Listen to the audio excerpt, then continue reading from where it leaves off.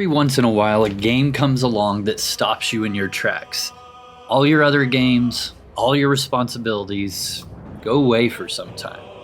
Baldur's Gate 3 was this for me. I took a week off from editing videos, streaming, even playing Ultima Online Outlands. Once that week was up, I wanted to continue playing rather than get back to my normal routine. And quite honestly, I really liked my normal routine.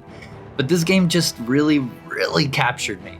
I found myself finding connections with many characters in this game due to the immersive writing for the game and each of the well-voiced and acted characters. Each character having their own character development, story arc, and just genuine likability. You know, we could always make our own entertainment, darling. Get a little closer, so to speak. As far as the gameplay, it's a tabletop role-playing game with turn-based strategy.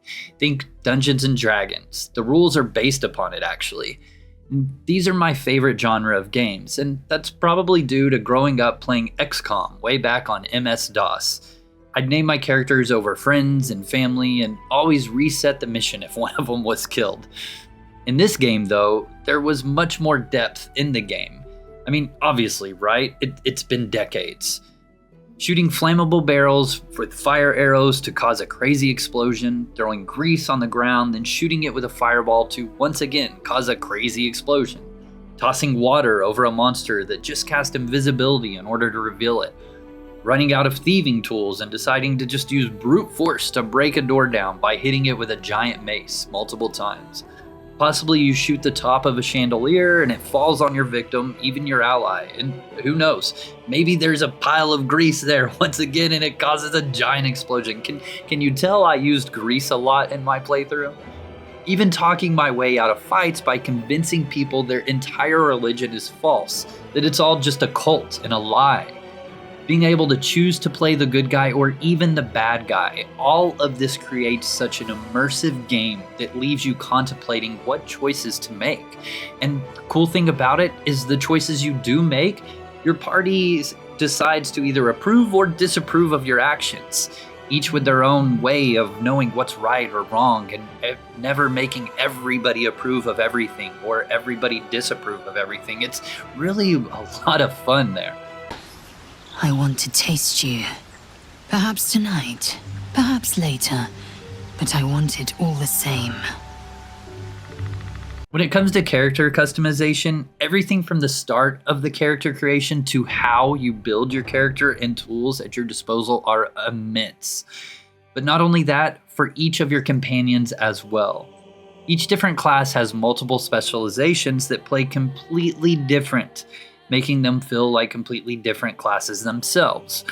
Creating strange templates and using your allies to further boost each other's powers makes it even more fun and gives another angle of replayability. I made my character look like some wizard hipster version of myself, and I won't even talk about the genital customization, other than me talking about it just now. Yeah, it was a little weird, it threw me off at first, but as you play the game, you understand. This game is very sexual driven, and it's kind of funny. Anyways, let's move on.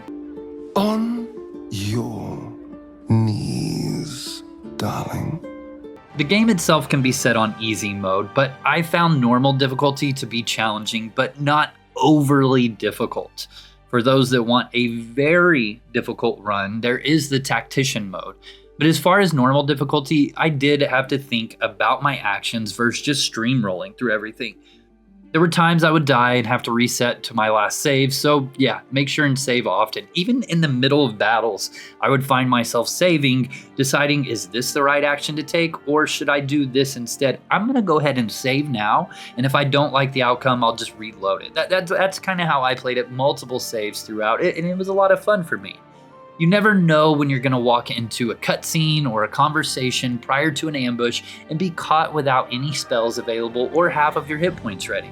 Like previously stated, the game has made me think about the abilities I chose for my characters and how other members of my party will benefit from them, or if someone already has that ability and it may be useless if more than one or two people have it. See? It's good, right? I'm one of those people that just really enjoy stories. I've always liked stories. If somebody's got a great story to tell, I want to hear it. And in video games, it's no different. So story's a big factor for me. And let me tell you, this did not disappoint. Not only is there the main storyline, but there is also a story for each of your companions, giving you complete buy-in to each one of them. On top of that, something I find very annoying for most games is the side quests feel completely off the path. For instance, let's say I'm saving the world and Grandma Bethel needs some ingredients to make her world famous meatloaf.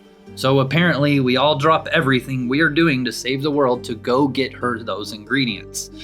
In Baldur's Gate 3, you don't feel like you're straying from your path of the main story. It all ties in somehow. It's really nice, meaning nothing feels like filler quests or story. It all flows together. You look comfortable, a mite overexposed, given the perils of our adventure, but I suppose it adds a thrilling edge to leave oneself open to danger and other things. I assume your choice of apparel isn't the subject of the day? What's on your mind?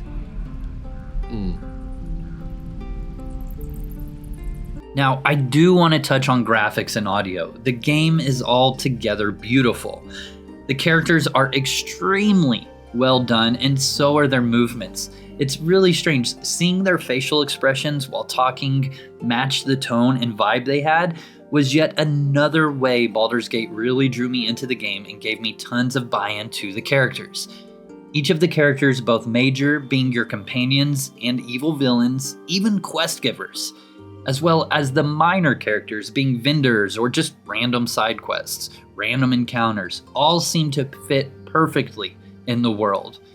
When it comes to audio, aside from the already mentioned great voice acting, the music and sound effects of each new area really helped capture the ambience of the game.